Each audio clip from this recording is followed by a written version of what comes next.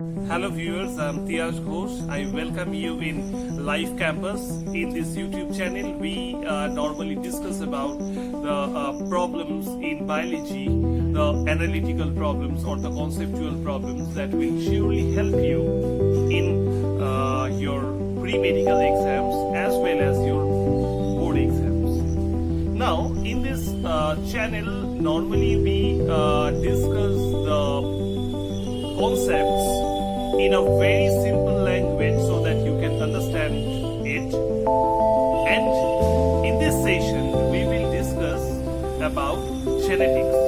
From my teaching experience, I can say that that is the most conceptual part in your pre-medical exams. And in this session, normally we will discuss about the Mendelian genetics or the classical genetics.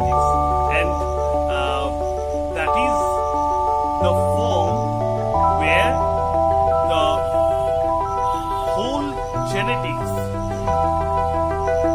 the whole heredity that belongs.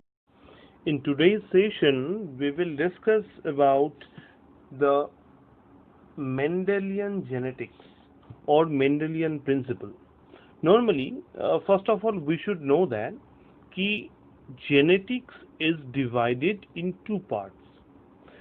One is called the Mendelian genetics और the classical genetics. क्योंकि ये जो Mendelian genetics है या classical genetics है वो एक prior portion है जहाँ से जेनेटिक्स जो है वो वर्ड डिराइव्ड हुआ है या ये जो है वो इवॉल्व हुआ है and after evolution the modern genetics is called the molecular genetics जहाँ पे हम लोग डीएनए लेके बात करते हैं, जहाँ पे हम लोग आरएनए लेके बात करते हैं, जहाँ पे हम लोग प्रोटीन लेके बात करते हैं. So we talk about all the molecules. So they are the molecular genetics. Now we should know that Gregor Johannes Mendel or Mendel, he is called the father of genetics. He is called the father of genetics. अब क्या है कि कुछ tools लेके हम लोग बात करेंगे क्योंकि जेनेटिक्स पढ़ने के पहले कुछ टूल्स लेके बात करना ज़रूरी है क्योंकि बाद में जब हम लोग क्रॉस करेंगे तो ये जो टूल्स हैं वो बहुत ज़रूरी चीज़ें हैं. तो first of all if we see the character then there are two types of characters और the traits that Mendel used to differentiate different plants. So we should know that there are two types of trait or characteristics. They are phenotypic character and genotypic character. Phenotypic character and genotypic character. Phenotypic character means the physical appearance. The physical appearance मतलब बाहर से ये कैसा दिखता है. They are called the physical appearance. जैसे कि if I am talking about a plant, then if it is green in color or seed that is round or wrinkled, or if I am talking about the color of the flower, then it is red or white or pink, whatever it is. So बाहर से जो characters हम लोग observe कर सकते हैं they are called the phenotypic character or the phenotypes. And the second one, that is genetic character. Genetic character normally बाहर से ऑब्जर्व नहीं किया जा सकता है. जेनेटिक कैरेक्टर जो है वो बाहर से ऑब्जर्व नहीं किया जा सकता है. ये जो है वो एक प्लांट्स में या कोई भी लिविंग ऑर्गेनिजम्स में ये प्रेजेंट रहता है. And let me tell you one thing कि phenotypic characters are actually based on the genotypic character. मतलब कि किसी का जीनोटाइपिक कैरेक्टर जो होगा उसी का एक्सप्रेशन होगा फेनोटाइपिक कैरेक्टर. और ये जो जीनोटाइपिक कैरेक्टर है उसको दो पार्ट में हम लोग डिवाइड कर सकते हैं. वन इज कॉल्ड द होमोजाइगोट्स और homozygous and the second one is called the heterozygotes. Homozygotes and the heterozygotes. Homo means same, homo means same. यहाँ पे हम लोग दो एलिल्स देख सकते हैं। तो यहाँ पे जैसे कि एक एलिल ये है कैपिटल टी और दूसरा जो है वो स्मॉल टी है। तो यहाँ पे एक चीज जानना जरूरी है पहले कि यहाँ पे पहले तो हम लोग देख ही रहे हैं कि यहाँ पे होमोजाइगोट्स है। होमोजाइगोट्स का मतलब क्या है, जैसे कि यहाँ पे एक टाइप के जीन एक साथ है, जैसे capital T same type gene वो एक साथ है, या स्मॉल टी दोनों ही स्मॉल है। यहाँ पे दो जीन या दो एलील्स जो है वो एक साथ हैं। They are called the homozygotes. क्यों होमोजाइगोट्स? क्योंकि सेम टाइप ऑफ जीन जो है वो एक साथ प्रेजेंट रहता है। In other side they are the heterozygotes. Heterozygotes क्या है? यहाँ पे दो अलग अलग टाइप का जीन एक साथ प्रेजेंट रहता है, जैसे कि capital T and small T, दोनों एक साथ प्रेजेंट रहता है। They are called heterozygotes. तो जेनेटिक कैरेक्टरिस्टिक्स जो है आइदर दे आर होमोजाइगोट्स और हेटेरोजाइगोट्स, या तो दोनों सेम टाइप का जीन एक साथ रहता है, अदरवाइज दो अलग टाइप का जो जीन है वो एक साथ रहता है। They are called the heterozygotes. अब क्या है, यहाँ पे जीन जो है वो दो टाइप का हम लोग देख रहे हैं, कैपिटल टी और स्मॉल टी। क्या है इसका मतलब? क्या कैपिटल टी है, क्या स्मॉल टी है? ये जानने के लिए मुझे देखना होगा कि dominant characters and recessive characters. क्या है डोमिनेंट कैरेक्टर? डोमिनेंट कैरेक्टर का मतलब है कि पेरेंटल टाइप फाउंड। क्या है? Parental type found. Parental type found means what, कि कोई भी प्रोजेनी है या कोई भी जेनरेशन है, इसमें अगर मुझे पेरेंटल टाइप दिखता है, मतलब कि पेरेंट का जैसा कैरेक्टर है, अगर इसी का कैरेक्टर मुझे फिर से फॉलो होते हुए दिखता है, तो ये जो है वो क्या है? डोमिनेंट कैरेक्टर्स है। और मेंडल यहाँ पे डोमिनेंट कैरेक्टर को कैपिटल लेटर से डिनोट करते हैं। यहाँ पे कैपिटल टी अगर हम लोग लिखते हैं, जैसे कि नॉर्मली कैपिटल टी जो है वो उसका जो टॉलनेस है, उसका जो लेंथ है वो दिखाता है। तो यहाँ पे अगर हम बोलते हैं कि capital T, that means we are actually talking about the dominant character. Capital T का मतलब ही है कि some allele which is dominant. Dominant का मतलब क्या है कि ये इसका जो पेरेंटल टाइप का जो कैरेक्टर है वो एक्सप्रेस करता है। पेरेंटल टाइप का जो कैरेक्टर है वो एक्सप्रेस करता है, that is the dominant character.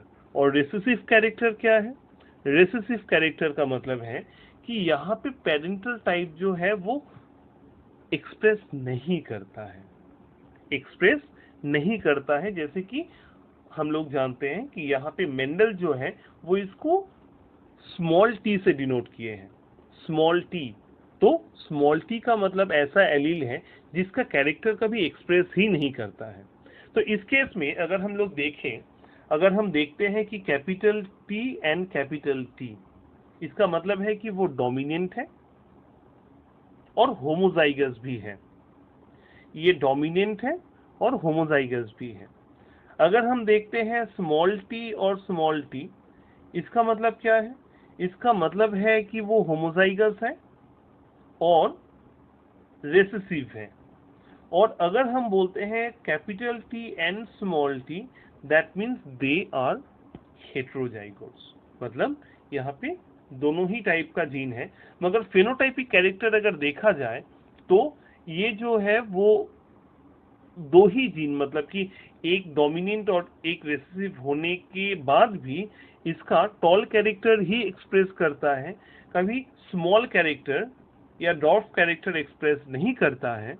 इसलिए क्योंकि स्मॉल टी जो है they are recessive character and they will not express.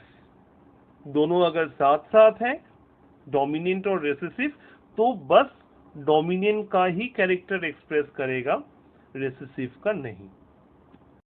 Now Mendel has done two types of crosses. One is called the test cross and another one is called the back cross. Test cross and back cross, ये दोनों के बारे में जानना बहुत ज़रूरी है क्योंकि बहुत important topic है ये. First of all, I would like to express my view about back cross. Back cross means normally what we know that the flow is always from parent to progeny. मतलब कि हम लोग जानते हैं कि हमेशा पेरेंट से ही प्रोजेनी बनता है, पेरेंट से ही प्रोजेनी बनता है, तो that we know. But in this case we cross the progeny with the parent, जो कि नॉर्मली नहीं होता है. तो यहाँ पे in the back cross we cross the progeny with any of the parent, so here we can see that the progeny is the capital T small t. I have crossed the capital T and the small t, and after that gamete produce हुआ है यहाँ पे, जो कि capital T है और small t है, and after that they have crossed and ultimately क्या हुआ है कि यहाँ पे जो F1 प्रोजेनी है वहाँ पे कैपिटल T और स्मॉल t जो है वो प्रोड्यूस हुआ है, जो कि प्रोजेनी है. अब बात यह है कि यहाँ पे बैक क्रॉस में हम लोग क्या करेंगे कि F1 प्रोजेनी जो है इसके साथ पेरेंट का क्रॉस करवाएंगे. अब क्या है कि कोई भी पेरेंट का क्रॉस करवा सकते हैं, या तो फादर का क्रॉस करवा सकते हैं या तो मदर का क्रॉस करवा सकते हैं. तो यहाँ पे जैसे कि हम लोग देख सकते हैं कि यहाँ से हम लोग कर सकते हैं क्या यहाँ पे फादर है, यहाँ पे मदर का क्रॉस करवा सकते हैं इसके साथ, जैसे कि ये है. और नहीं तो क्या कर सकते हैं कि इसके साथ हम लोग फादर का भी क्रॉस करवा सकते हैं, जो कि ये है. तो यहाँ पे जानना बहुत ज़रूरी है कि in the back cross we cross the progeny with any of the parent, either it's a father or mother. यहाँ पे किसके साथ क्रॉस करना है? कोई भी पेरेंट से किसी के एक साथ पेरेंट का क्रॉस करवाना है प्रोजेनी के साथ. तो प्रोजेनी के साथ किसका क्रॉस होगा? Any of the parent, either father or mother. मगर यहाँ पे अगर हम लोग देखते हैं कि टेस्ट क्रॉस में प्रोजेनी के साथ क्रॉस होता है किसका? Homozygote recessive.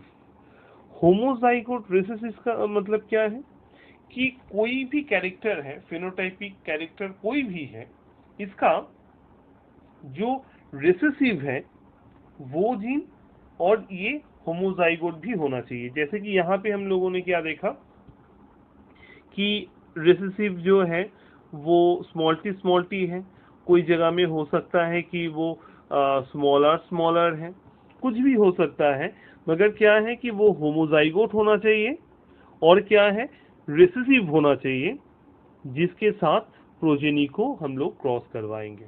किसके साथ क्रॉस करवाएंगे? प्रोजेनी के साथ क्रॉस करवाएंगे. किसको? Homozygote recessive. जैसे कि बैक क्रॉस में कोई भी पेरेंट्स के साथ हम लोग क्रॉस करवा सकते थे, मगर यहाँ पे किसके साथ क्रॉस करवाना है? Homozygote recessive, either small T और स्मॉलर, और जो भी कैरेक्टर दिया हुआ रहेगा उसका होमोजाइगोट रेसेसिव वाला पार्ट. यहाँ पे हम लोग क्रॉस में देख सकते हैं कि पेरेंट्स जो है वो क्या है, एक हेटेरोजाइगोट है, that is capital T small t. इसके साथ हम लोग क्रॉस करवा रहे हैं क्या कि स्मॉल t का गैमेट्स प्रोड्यूस हुआ. और इसके बाद जब भी हम लोग क्रॉस करवाते हैं, यहाँ पे क्रॉस करवाने के टाइम में हम लोग देख सकते हैं कि ये है the heterozygote that is capital T small T. इसके साथ हमेशा मुझे क्या क्रॉस करवाना है, होमोजाइगोट रिसेसिव क्रॉस करवाना है। तो यहाँ पे हम लोग दो चीज ले गए हैं, यहाँ पे स्मॉल टी, और दोनों को जब हम लोग क्रॉस करवाएंगे तो यहाँ पे क्या देख रहे हैं कि इस जगह में ये जो दो है, ये है दोनों कैपिटल टी स्मॉल टी जो कि हेट्रोजाइगोट है, और यहाँ पे स्मॉल टी जो है वो क्या है, वो है होमोजाइगोट रिसेसिव। मतलब यहाँ पे क्या है, हेट्रोजाइगोट और होमोजाइगोट रिसेसिव का जो परसेंटेज है वो हमेशा 50% रहता है या 1:1 रेशियो में ये रहता है। Okay, now the Mendel's first law, that is also known as the principle of segregation.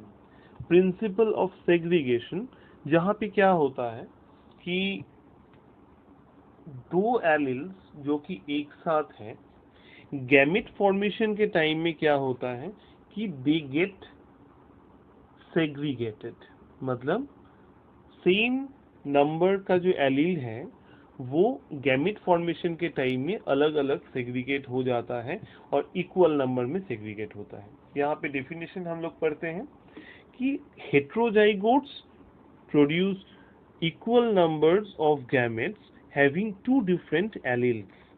यहाँ पे दो अलग अलग एलील्स जो है वो प्रोड्यूस होता है। यहाँ पे अगर क्रॉस हम लोग देखें तो समझ में आ जाएगा यहाँ पे कि frown seed that is capital R, यहाँ पे देख के समझ में आ रहा है कि capital R that means it's a dominant character.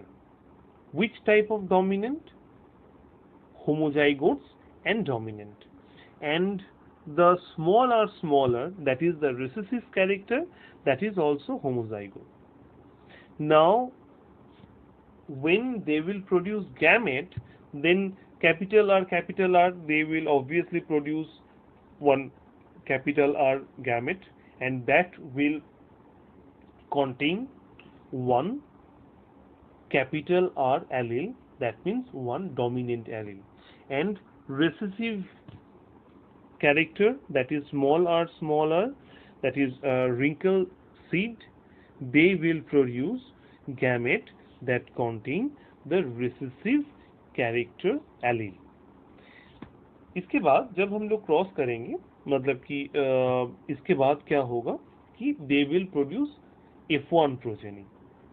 F1 progeny जब प्रोड्यूस होगा तब हम लोग देख सकते हैं कि ये प्रोड्यूस होगा एक हेट्रोजाइगोट, और इसका कैरेक्टर क्या होगा, फेनोटाइपिक कैरेक्टर जो है वो राउंड सीड होगा। इसलिए क्योंकि कैपिटल आर जो है वो राउंड सीड है और कैपिटल आर जो है वो डोमिनेंट कैरेक्टर है। अब क्या है, इसके बाद अगर हम लोग क्रॉस करवाएंगे, तो कैपिटल आर स्मॉल आर और इसके साथ कैपिटल आर स्मॉल आर को क्रॉस करवाते हैं, तो यहाँ पे हम लोग देख सकते हैं कि 1/4 that is capital R, small R दो जगह में है, और एक जगह में जो है वो क्या है कि स्मॉल आर है वो डोमिनेंट रिसेसिव होमोजाइगस है। तो यहाँ पे हम लोग देख सकते हैं कि राउंड सीड, अब क्या है कि राउंड सीड जो है रिंकल सीड लेके प्रॉब्लम नहीं है, रिसेसिव कैरेक्टर लेके प्रॉब्लम नहीं है, क्योंकि रिसेसिव कैरेक्टर जो है वो हमेशा होमोजाइगस ही होगा यहाँ पे, जो कि स्मॉल आर है। तो यहाँ पे हम लोग देख सकते हैं कि वो 1/4 है, या हम लोग इसको सिर्फ 1 भी लिख सकते हैं। We can write only 1 also. और यहाँ पे राउंड सीड जो है, अगर फेनोटाइपिक कैरेक्टर है, these are the phenotypic characters, तो यहाँ पे फेनोटाइपिक कैरेक्टर क्या है कि राउंड सीड जो है यहाँ पे 3/4 है, इसको हम लोग 3 भी लिख सकते हैं। तो इस जगह में फिनोटाइपिक जो रेशियो है वो क्या होगा? फिनोटाइपिक रेशियो होगा 3:1, क्योंकि राउंड सीड यहाँ पे मुझे 3 मिलेंगे और जो रिंकल सीड है वो है 1। और वैसे ही अगर जीनोटाइपिक रेशियो हम लोग देखें तो हम लोग देख सकते हैं मुझे कितना मिला है। कैपिटल आर कितना मिला? कैपिटल आर, दैट मीन्स कि डोमिनेंट होमोजाइगस जो है वो मुझे मिला 1। इसके बाद क्या है? कैपिटल आर स्मॉल आर कितना मिला मुझे? यहाँ पे और यहाँ पे मुझे 2 मिला, that is 2, and small r smaller, that is 1. So that is the genotypical ratio, that is 1:2:1. That is the Mendel's first law, or you can say the principle of segregation.